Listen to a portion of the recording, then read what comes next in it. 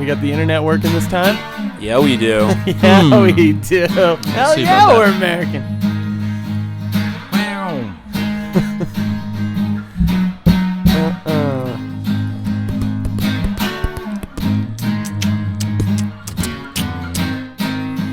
Hey, Joel, do you know what this is? This is our normal podcast. This is our normal podcast, baby. Hey, welcome to another episode of This Is Our Normal Podcast. I'm your host, Saul Jones, and I'm sitting here, as always, with my audio engineer, Joel Cowan. Hey, guys. And, of course, my co-host, Brian Hoodie. That's me. Do not call him Sweatshirt. Or whatever.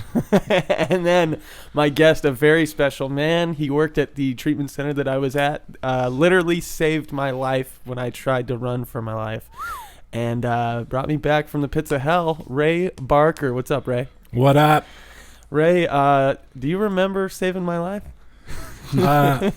Do I ever? Well, wait. I don't like to take credit for things like that. I think, I can put suggestions out there and kind of make to where you can make good choices. Yeah. You know what I mean? Give you the option. A lot of things that come down to that situation where you're in a tough situation or you're back against the wall and you feel like flight or fleet. Yeah. I think it just takes some reason. Yeah. You know what I mean? And, yeah, for sure. And put the options out there for you rather than, yeah, run with it. You know what I mean? No, for sure. I think talking to you, I remember the day. I remember that night when it happened. But I want to get into that story. I want to tell my side sure. and your side too. Before we get started, I want to remind everybody, go to our website at thisisournormalpodcast.com. Everything you need to know about us on there. You can find links to iTunes, Google Play Music, Spotify, Stitcher. You guys know the deal by now. I want to thank everybody who's gone to iTunes, gave us a 5-star rating, and left comments. We read all those comments. They mean a lot to us. And as always, we are brought to you by Serenity Sober Living. We have men's and women's sober living houses down in South Orange County. If you're looking for sober living, hit the link on thisisournormalpodcast.com and we will get you hooked up. We highly recommend this place. Highly recommended. we don't get high no more. No, we do not. That's right. We do not. Okay, so I want to get into that story a little bit because it was absolutely life-changing for me, man, because I was in a spot where I had been 82 days sober. Then I went out, I used the day that I graduated from the program, and I came back defeated. I just had George on here. He told a story about drug testing me when I got back and that debauchery by me. And then I went, it was about 6 days after that. I had been putting reflections, which of course I tried to throw my little tantrum the first time I get there is I'm in reflections. How dare you separate and isolate an addict when we're, when this is what causes us to use whatever I came up with, And then they kind of shook me a little bit, got my head on straight, but then they offered me more treatment. How dare they, right? And I was like, I'm not going back to do more treatment. I'm healed, And so I come back to the to Rezo, and I'm throwing this huge fit, and I mean an outburst. I mean an outburst that most people are just gonna be like, you know what, buddy, you're being a dick. Like, go run then if you want to run. But Ray didn't do that. Ray stood there. He let me have my little blowout, and I wasn't yelling at Ray, but I was yelling at the situation, and it was an outburst. And Ray stood there and let me do it and made me feel heard. I felt very heard. And then you just calmly enlightened me on, what was going on. Do you remember what you said and everything? Yeah, I think in that kind of a situation, I remember just telling you, that you have options. We always want to go with our first thought. Yeah. Yeah. And I think I was talking to you about first thought is always wrong. Yeah. Right? Yep. And sometimes the second, third, and fourth, and fifth are wrong too. Oh, yeah. Right? We go through this process of like our disease wants to tell us, hey, there's an easy way, right. And it's always that devil on our shoulder tapping us saying, hey, how about we just go out this way, man, and just, right. Go out with a bang. I think for addicts, for me, I'm an addict and I'm also in recovery, but for addicts, I think taking the easy way out and also, saying, oh, well, you might suggest this to do this. We don't like being told what to do. So No, so when we we're do told not. what to do, we're like, you know what, I'm gonna show you. It's kind of like a middle finger, you know, back at the people that are trying to tell us what to do, right? Absolutely. And so I think you know, coming from a person that's in recovery, working in treatment, I think I had that level of rapport with you, Yeah. that I could talk to you about recovery rather than, you know, the business side of that treatment center. Yeah. You know, it's a business. You Yeah. know what I mean? And Yeah. of course they want to keep you. I read in a book, you know, the more time a person is in treatment, the more of an opportunity they have to stay clean. You know, for sure. You could get it the 17th time, or you can get it the first time in treatment. You know, Right. it's just, so I believe like, you know, offering you more treatment, saying, look, you need to be more treatment, was the right direction. Because look, you're now. Oh, You were yeah. blessed with that opportunity. Yes, if I we're being was. honest. Oh yes, I was completely blessed. You know, it was one of those don't look a gift horse in the mouth thing where I was being offered this gift basically of more treatment, and I was just pissed because I felt like in my head I was making this thing of like I accomplished something, and I that was so, pride shit. Yeah, this pride. It was ego and pride, and it was this. I accomplished this already, and I didn't want to accept the fact that I botched, you know, and needed more because Well, and no one does. no, Ever. yeah, But yeah, at man. least you were able to. Yeah, dude, I was so lucky, man. I was so lucky, and I was lucky to have you there, Ray, because I don't think anybody else would have been right for that situation for me. It was just our rapport and just the way you handled it, man. I'm so thankful for that. Very grateful. You're welcome. I want to hear. I know you've told me your interesting story of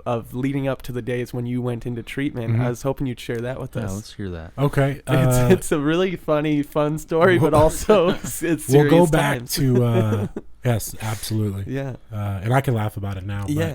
when I was there and I was in it, it was definitely the last thing to think about Of was, course. you know, this could be funny. Right. You know what I mean? Yeah, of course. There was a time, I would say 2000.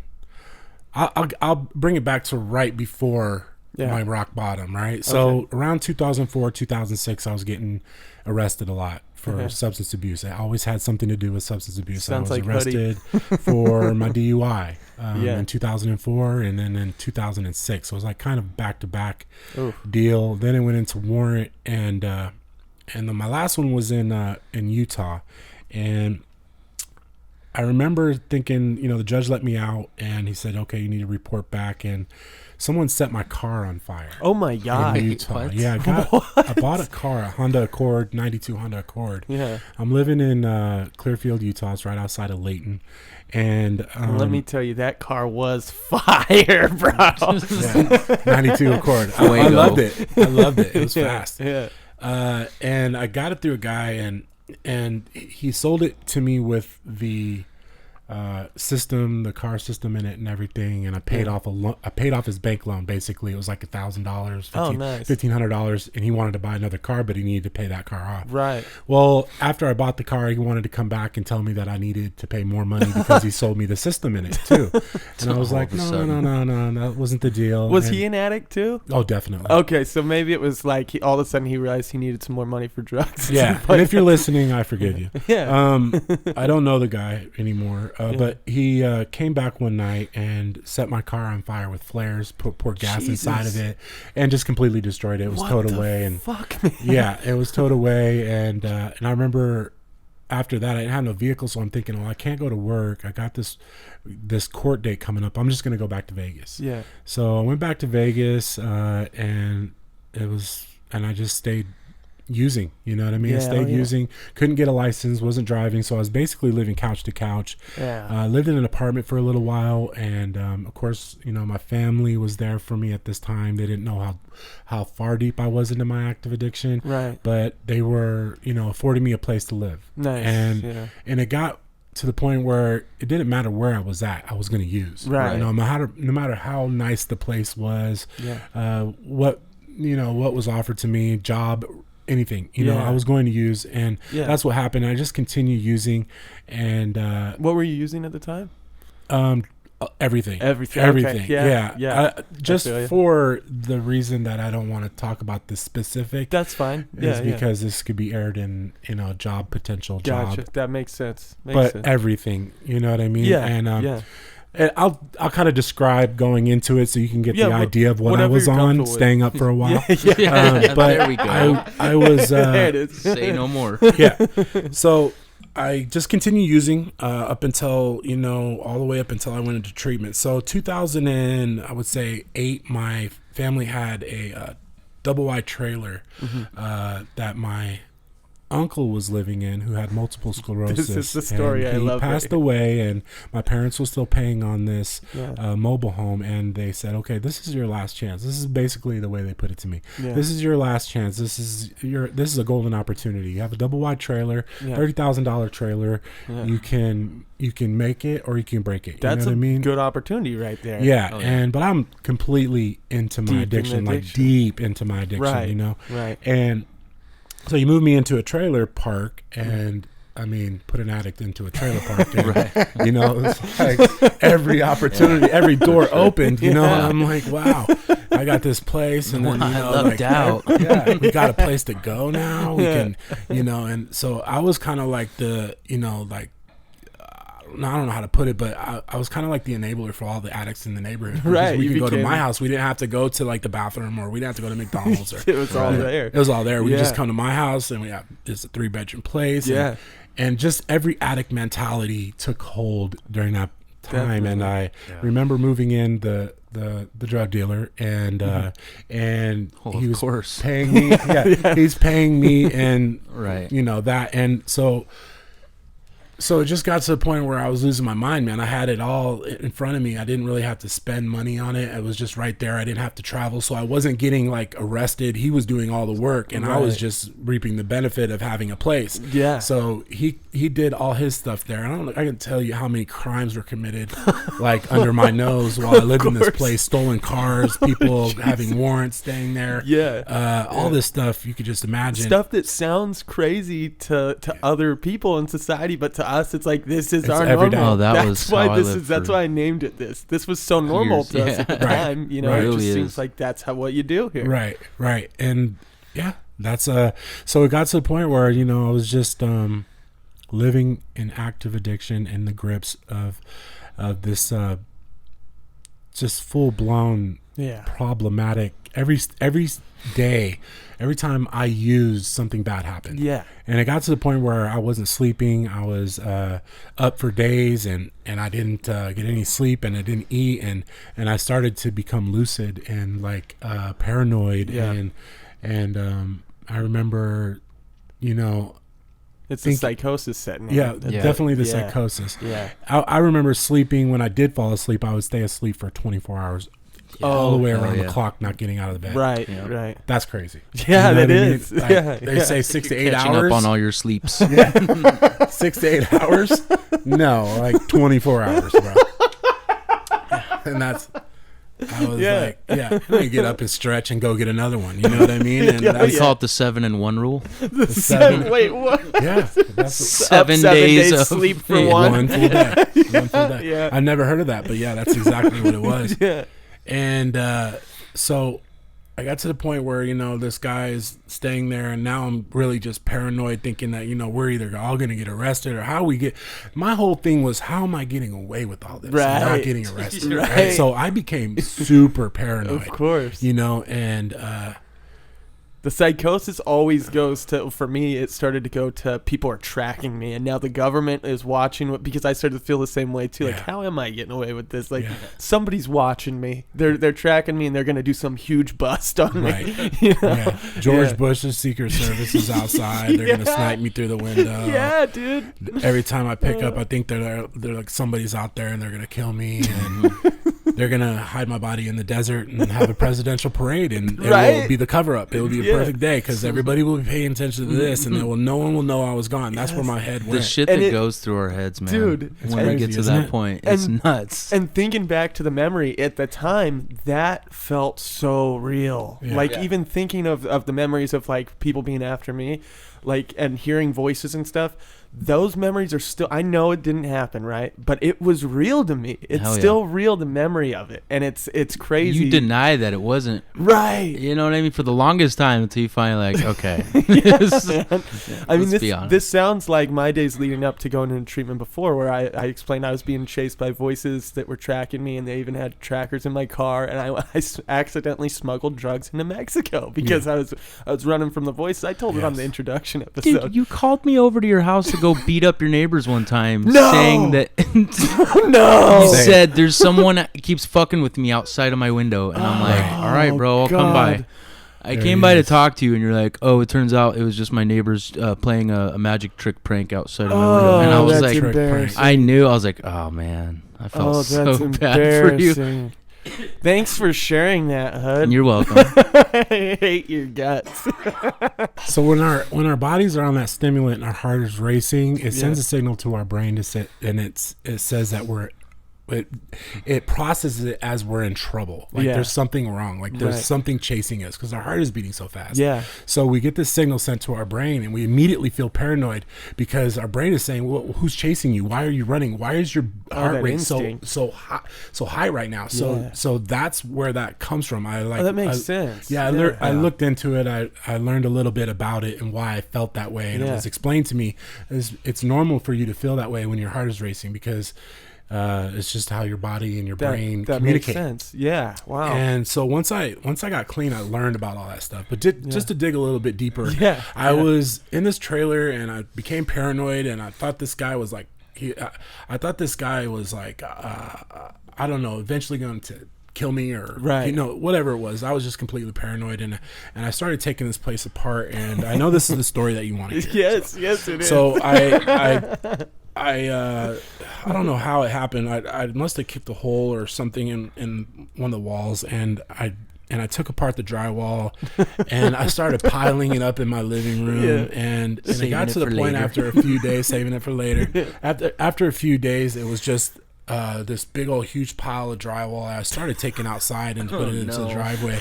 And what was the plan? We're remodeling the place. I don't know. I think I was just, I don't know what it was. I can't explain it to this day. All I know is that I was doing this, and I was just, I think it was just mad, and I was angry, and where my life was going, and I didn't know how to. I think it was a cry for help. That makes sense. I think it was a cry for help. And it got to the point where now this place is a shell. Or if you could look around this place, there's no walls. There's like all the drywall's off all the walls in the whole place. You can literally see through each bedroom and bathrooms through like one side to the other. And so then I get, I started selling things in the place because I'm living in this trailer park, and I see these people have yard sales and things like that. So I'm thinking, maybe I can make a buck off this. I want in on that action. Yeah. So I sold I don't need this shower.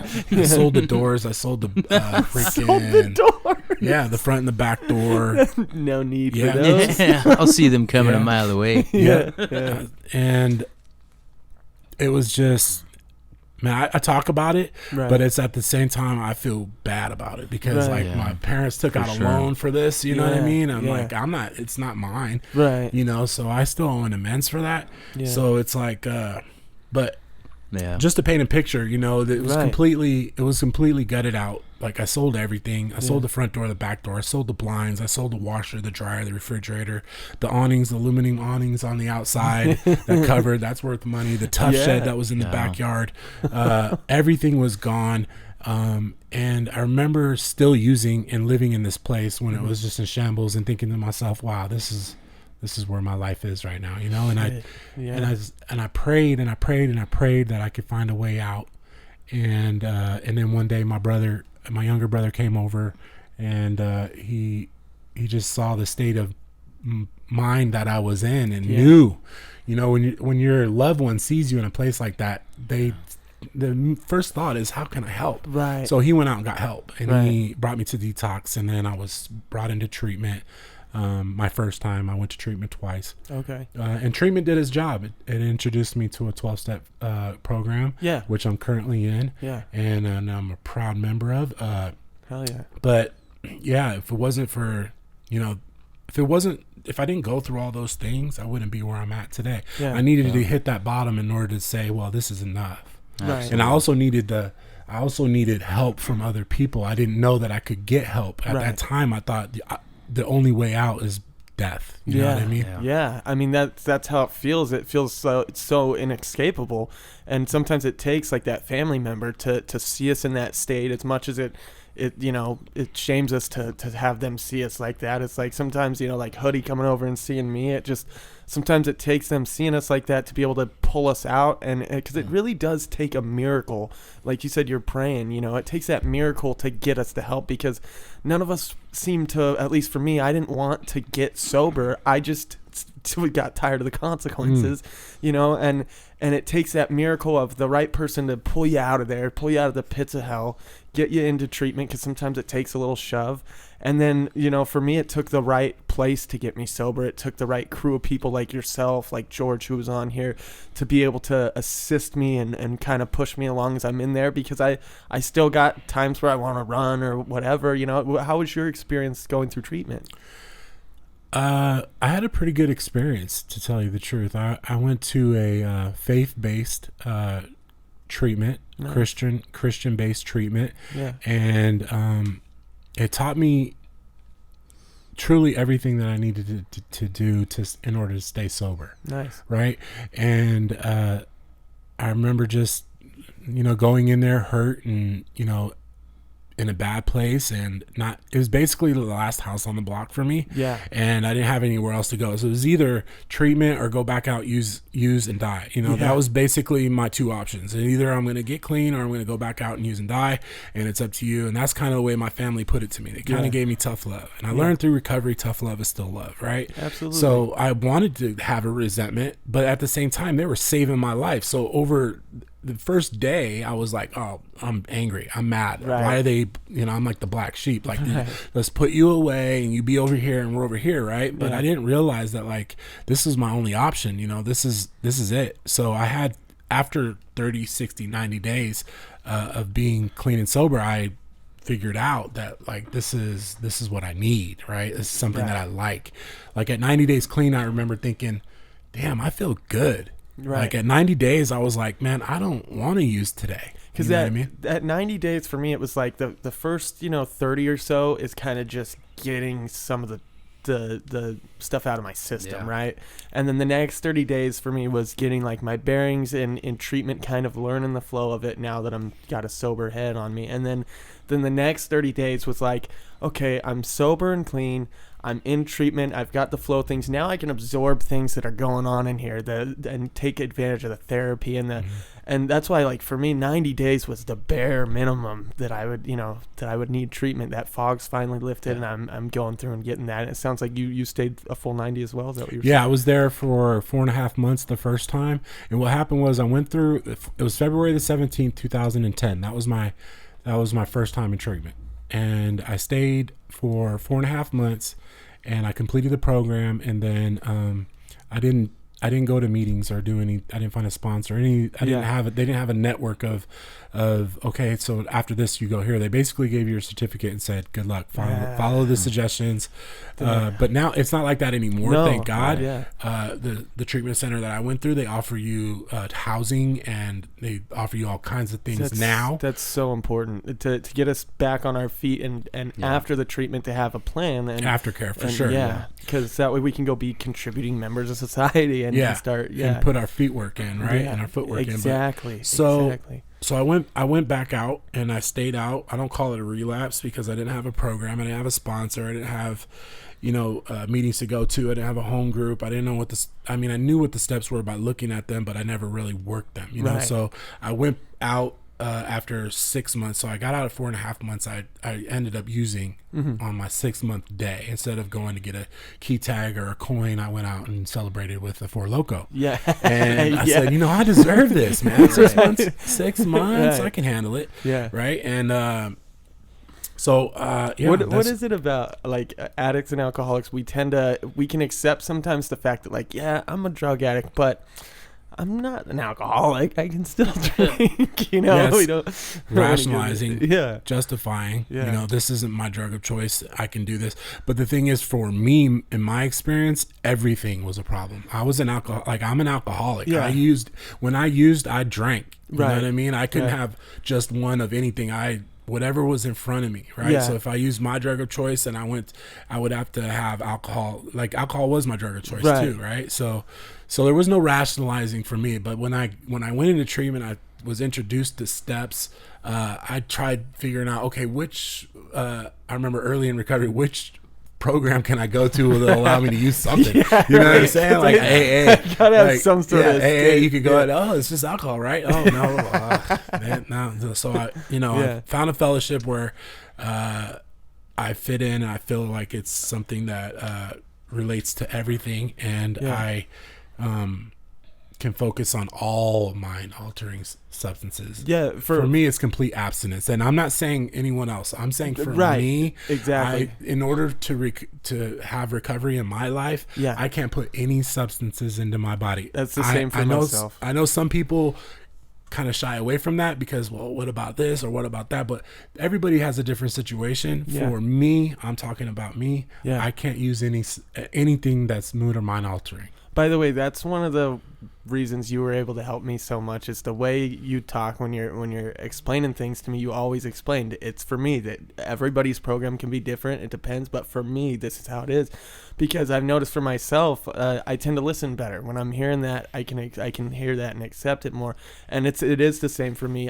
My problem I found wasn't the substance at all, so it didn't matter what I was using or drinking because I had this impulse control disease, you know, so whatever I use or put in me, I'm going to take off with it and run.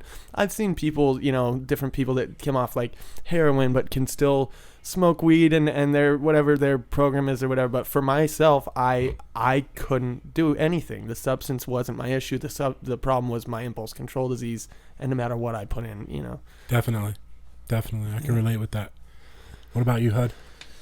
Yeah, I mean, it's like you guys are saying, everyone's program is different, but you know, as soon as I start fucking with one thing, it's I'm doing it all. Yeah. It's a really quick downhill spiral for me. You'll know when I'm back out. Yeah. Real fast. Oh, I can't hide out. it either. Hood goes out so hard, man. We talked about his last relapse because he has to have both meth and heroin. He likes to do those, not speedball. What is it called? They call them goofballs. Goofballs, I I guess. Yeah. And but Hood likes to do them both. And It just allows you to use more heroin. I think that's what the speed is for. Yeah, for for sure. sure. It Yeah, definitely for just gives sure. you the I get it. Well, dude, honestly, the trip taking you into rehab that one night, and I counted 15 needles in the guy's arm because the deal was, you know, you can use all the way going into treatment, but you're going in, right? Oh, this You is the know? guy. Yeah. Okay. Oh, okay. I think it was. Yeah, I've heard one of like the I said before, I podcasts where think- you talk. Yeah. That's okay. it. Yeah. But he, you know, he went in and took care of it. But yeah, man, It's you. nice to meet you, man. You too, bro. Heard about Joel, what about you, man? I know you struggled a lot with cocaine was your biggest thing, but what other substances have you struggled with? Alcohol or weed or? Alcohol was definitely like a segue into cocaine for me, so I have to stay away from alcohol as well, but that's not as big a deal for me. It was just like, if I touch cocaine, that's the big one, but since the segue is out of the way, since I don't really like alcohol that much, it's not as big a deal. Right. Oh, you kind of Yeah. lucked out on that. Yeah, for sure. It's a still lucky dangerous man. You're not because that's tempted the to go most do some prevalent, shit you don't like doing. especially being in Sin City. Yeah, I Right. know. They say clean time counts more when you get clean. It's in double Las down Vegas. It's here, double- right? it's double time. Yeah, it's double time.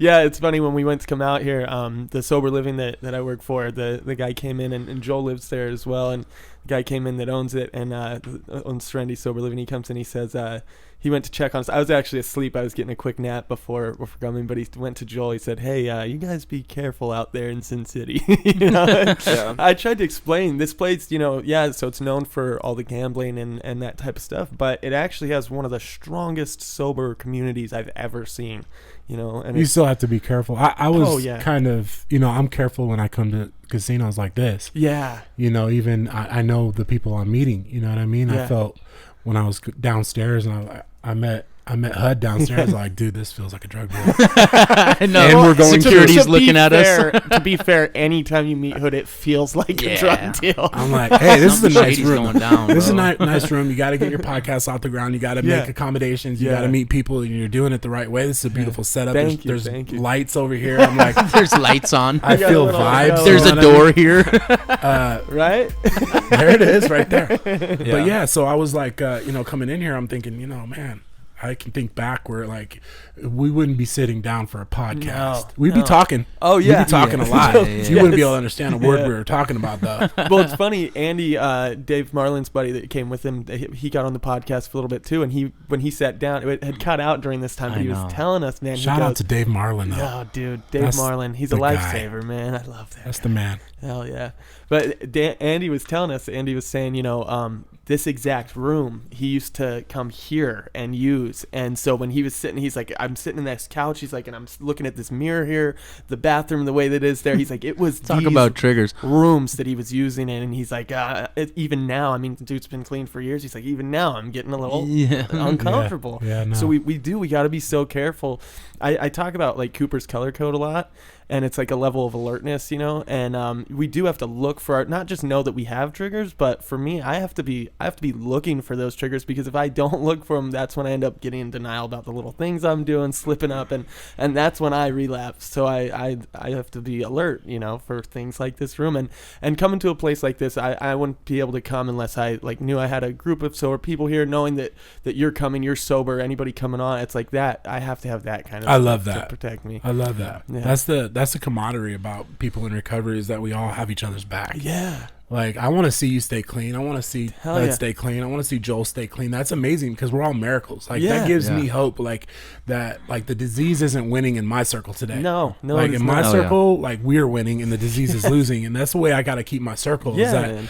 If someone falls or slips and and ends up relapsing or using, hey man, we don't shoot our wounded. No. We pick that person up and show them the direction. If they want to get clean, it's up to them. But at the same time, I keep a lot of people that are like super into recovery. Like they don't play around. Like this is it's life or death. Yeah, it is, man. And you can tell by looking in someone's eye when like I'm looking at you, I know that that this is life or death. It is, man. 100%. It is. I've experienced. And that's the kind of people I need around me. So thanks for having me here, dude. Thank you for coming, man. I was so excited when you said you'd come on, because I talk about you constantly. My boy. He does. Yeah, man. The mailman. He's the mailman. He goes, the guy who saved my life. Every time I ask, wait, who do we have coming on next?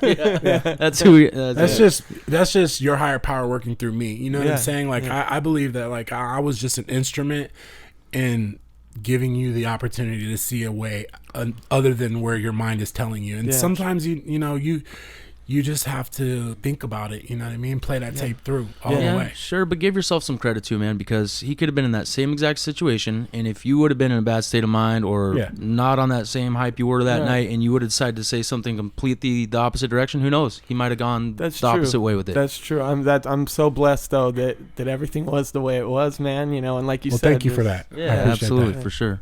Yeah.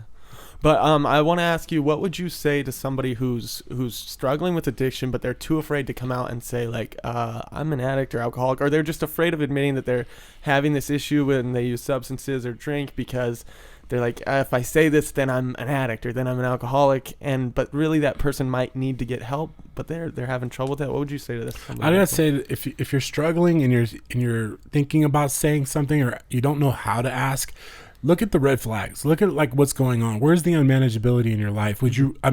For me, when I was in active addiction, I know that like, okay, so I would ask anybody for anything if it helped me in my disease, if it helped me use, right? If it helped me stay on that path of getting high or getting loaded or whatever it was, right? Yeah. I would open my mouth quick. Oh yeah. Right. But as soon as we're in a situation where it's like, here's some help, but you just got to open your mouth. Now we don't want to open our mouths. Right. So it's like, sometimes you really just got to put it that way for the person to be in the position where like, you know what, you're right. Like I would ask for something, I'd be out here asking for change all day. Yeah. What's the problem with asking for help? You know what I mean? If it meant saving your life and pulling you out of the destruction and the way that you're living in that complete dereliction, if it meant bringing you out of that, then what's the problem with saying, can I get some help? Right. Or I need some help, right? I wanted to get clean I wanted to stop using, right? When I was in active addiction, I just didn't know how. Yeah. Right. I didn't know there was, back in 2010, there wasn't treatment centers like everywhere, like, you know, like Solutions. Yeah. There wasn't places like that where you could go, you know, and see people recover. Right. There was nothing like that. It was like, basically, okay, we have programs that are like, okay, set for this type of, you don't have to pay, you go in, it's government assisted, like a Salvation Army type. Yeah. Bingo. Salvation Army. That's where I was at. Yeah. But yeah, so I mean, nowadays I think it's a little bit easier. We don't look at the addict as numbers, right? We look at addicts as patients. Yeah. We don't, but unfortunately a lot of other people. Some people do. There is a stigma yeah. to that, but if you relate it to over 50 to 100 years ago, for sure, yeah. everything that we did in our active addiction, we would have got some prison time or some jail time for, right? Yeah, for real. When we came and got help and we turned ourselves in, right? But now they look at us as patients. Through the hospital, it's considered a disease. I mean, you know, it's through every medical association in the world, it's now considered. And people a disease. argue that, and that's called the choice argument. That's a totally different. Here's my thing about the argument with that is You're wrong. they are wrong. Yeah. There isn't an argument. You're wrong. It's medically disease. A disease is anytime there's a defect in an organ in the body that causes negative symptoms. In this case, the organ would be the brain. The defect would be the impulse control, and the side effects would be stealing, lying, cheating, using drugs. Where'd you learn that? I learned that by a man named Dr. Bradley. Dr. Bradley told you that? Bradley, yeah. Because I used to share that in my groups a lot. Did you really? Yeah. Yeah. Oh wait, actually, no. I learned that at Hope by the Sea. Is where I learned that by one of the clinicians taught me that. Well, any disease, Aaron Perez. Any disease that's how they find out if it's a disease or not. They go off the organ it affects. Yeah. How does it affect it, and how do you treat it? Right. Mm-hmm. So those are the three things that call a disease. Yeah. Right. So if, say, bone marrow disease or whatever, they want to see where and how to treat it, and that's how they call it a disease. Really simple, right? And people think, oh, it's not a disease, it's not cancer, it's not HIV or anything like that. Yeah, but it's really actually pretty simple in the medical field to diagnose insanity. But who are doctors to tell we're doctors. us? I have a PhD. Yeah, you know, PhD. It's not a disease, man. It's a choice. No, some guy on Facebook knows better for sure. Yeah. Oh, that guy. My other thing is I've heard people say, you know, it's choices, right? And they're not wrong. These are choices we make, and we make a lot of these sober and still choose to pick up or use. But that is what the disease is these irrational choices. The disease is the choices, because I say to those people, would a person who doesn't struggle with an impulse control disease be sober and know that the last time I used this, it caused everything to fall apart, but I'm going to do it again? Somebody without this disease would not pick that up and do that again. But with that disease, the irrational choices, the illogical choices, you will still do it sometimes if we're not doing the right things to retrain ourselves. And as far as in my case, that's what it took for me, retraining myself, trying to grow as a person. And when I stopped doing that is when I would still make those irrational choices. And the choices are the disease, though. So yes, we are making choices, but that is the disease. Exactly. It's a disease of choice. Yes. And I find that that's a lot where the stigma lies with it is people say, you know, you're making these choices, you're choosing to do this, and they're not wrong. They we just are don't choosing understand. To do it. Is but what they're it comes down to. Yeah, but I'm hoping that with the opioid epidemic, with all that, with it killing so many of us, I hope that people will look at us as humans and be like, you know, these human beings are dying, because when I go back out, I put myself next to death. You know? And I would hope that our next government officials, people running for office, I would hope that the people that we all vote for and put in charge are people that look at us as addicts, because there's a big population of us. You know, I hope that we vote for people, take a stand and vote for people that are gonna take care of addicts and treat us as human beings and research the disease of this. Go out and vote. Yes. Changes need to be made. Well, for those of you that can, at least. Yeah, that's true. Some of I us can't. Can either one of you on the couch vote? No, I can't. This is the couch of couch of no vote. It's Yeah. the dunce cap corner. We're in reflection. Well, me and Joel take care of it. Joel, your vote counts for 2, right? Because you're Jewish. No. And yours too, because you're such a big deal, Saul. That's true. Yeah, He Saul said no. counts as 2 No. because he's a quarter Jewish. I can get a friend Yeah, to I come got with the me. quarter. Well, Ray, is there anything that you, like a burning desire that you want to tell people or that you want to share, anything like that? Hey, man, recovery is possible. It is, man. It's possible. It's very possible. It's not easy. Not easy at all. It's not easy, man. Recovery is hard. But it's the best decision that I've ever made. So I mean, if you're thinking about getting clean, if you're still suffering, just it sounds easy to reach out for help, but if you do, just go to a place where you know that people meet and they are not using, and raise your hand as new, and say that you just want help. I mean, I want help. I need help. It's 3 words. I need help. And I mean, I've said a lot more for other things, you know what I'm saying, for my drug of choice, but I need help. This is a awesome opportunity. You guys are, this is doing the deal right here, reaching Thanks, more man. than just, Thank you. within yourself. You're actually thinking outside the box and trying to reach out to a much larger audience. And maybe if it just helps one person, you're doing the deal. Exactly. Yeah. Yeah. It's because of people like you coming on and sharing their experiences and stories. Yeah, so thank absolutely. you. I got to be honest, I'm a little selfish with it because doing this helps keep me sober in itself, That's your program. But Me too, man. Yeah. I want to start a podcast. Yeah, I do. Everyone does. I've been wanting. You got to to have me on. But Yeah, I got you.